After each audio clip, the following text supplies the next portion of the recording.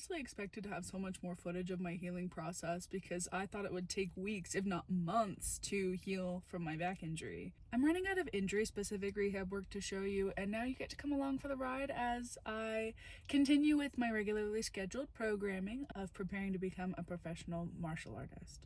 I'm doing so much better at making my moves more meaningful instead of just bumbling around, not knowing what to throw next. This week I found myself focusing on trying to find a rhythm, on finding a foothold in the flow of the tide and using it to my advantage.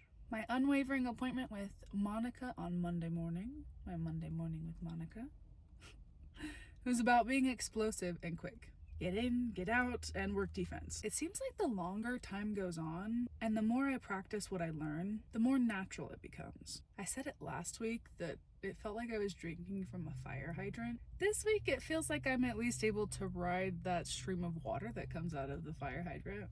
I'm catching little bits here and there and applying what I can. Monica and I warmed up with this shoulder tap. It was like a shoulder stomach tap game.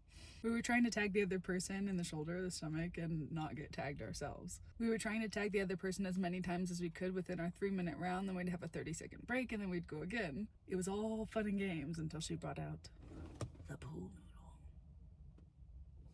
I felt sluggish and slow, like I was moving through peanut butter. I moved as fast as I possibly could and would still end up getting brutally bludgeoned with her foam baton. From this, I discovered I needed to amp up my plyometric training so I can get a little faster with my defense while I'm throwing my combos. To keep defending and to stay calm even when you're missing shots and you're really tired is a difficult feat. Then you go and get beat up by the target too. And you learn to always protect yourself because the pool noodle does not care that you have a wife and kids at home. It will shake you down for every penny of your lunch money and leave you broken and bloodied.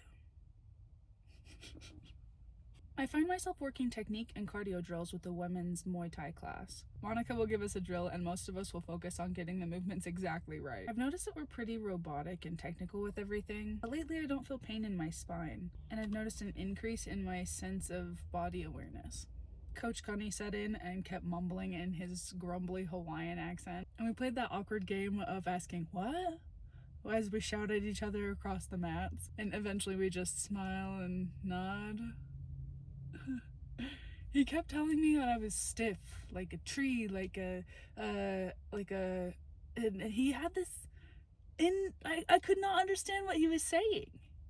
Eventually, he goes, "Stiff like Boto," and I was like, "What is that? Like, huh?"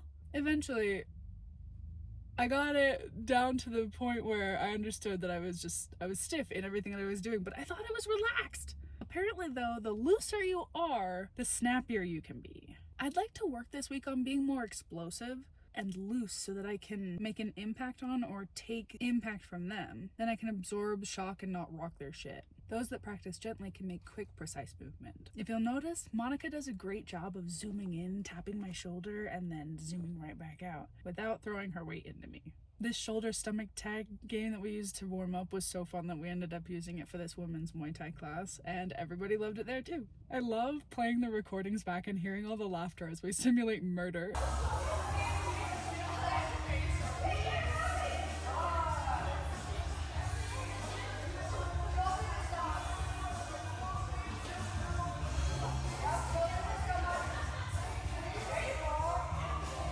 Side note, Monica's been calling me by my full name, and I didn't know how I felt about it at first, because when my mother uses my full name, it feels like she's not acknowledging the person that I've become over the last couple of years, and I prefer to be called a nickname of my full name.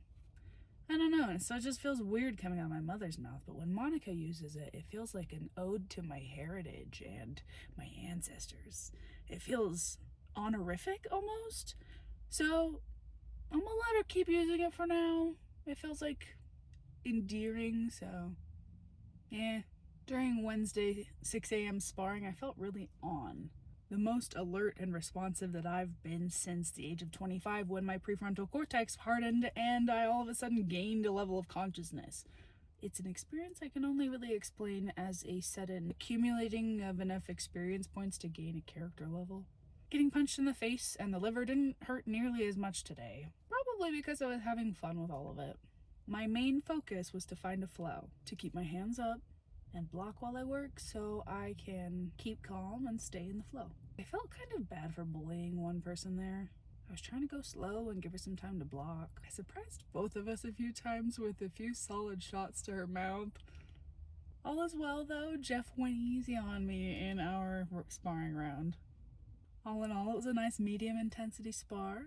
It felt really good to get hit again. Maybe only fighters will understand me when I say this, but I was almost craving impact. And having to go so freaking slow after the last 2 months of recovery has been driving me insane. However, all of this was a great opportunity to refresh myself on the basics, and quite honestly, relearn some things entirely. Part of my anxiety in the ring is not being fully prepared that my partner is warmed up and absolutely capable of rocking me in the head, so I warm up and I prepare to be able to catch a kick or throw a kick to rock him in the head, at least for the Friday and Saturday spars. Today's warm-up consisted of bag work to fill out the stretching that I did with the super bands prior to getting on the mats. I worked on being more precise with faster movement. Now that I warmed up with balance and stability, I feel more comfortable throwing force behind it.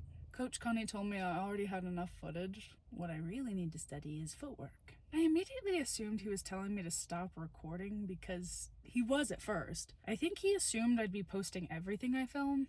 I've been getting asked by my teammates a lot, what is the camera for? What are you doing? What are you recording? I tell them I watch it back and I pick apart every little detail of what I've been doing performance-wise lately. This is what I would do for my opponent as a professional fighter, so I do it with my own footage. I look for holes in my form and plan ways to tighten it up. There is no freaking way I would ever post in real time either. That's practically begging to have somebody as detail-oriented as me, if not more, study my film and learn how to destroy me. Always stay one step ahead. I don't record for the public glory of saying I'm training to win world recognition one day. I record my progress because it feels good to be putting in consistent effort and to see it making a visible change that's putting me closer and closer to my goals. Some days it's really difficult to get myself out of bed and over to the gym, and I feel validated when I see the progress I'm making after all those mornings I sacrificed the comfort of my nice warm bed. I spent some time on Sunday brainstorming with Christine. She's a friend and a coworker of mine at Vasa. We both train private clients and teach Studio Red, and in between clients and classes, we'll swap exercises like Pokemon cards. Christine helps me intellectually process the physical sensation of success. My coaches keep telling me to stay on my toes and to be springy and to find my flow, but Christine shows me how. So far, I've found a good cycle of training that helps me recover from injury fairly quickly, and I'm really proud of the work I've put in this far. I know that more injuries are inevitable in a career path such as this, and I'm even more grateful to be practicing with athletes and coaches who have a great understanding of how to reduce injury altogether. Now that things are feeling pretty back to normal as far as my injury goes, I'm happy to see you stick around this far in my series. I hope you'll join me again next week for episode 5 on my YouTube channel. Make sure that you like, subscribe, and hit the bell icon so you're notified when I post my updates. I'll see you next week.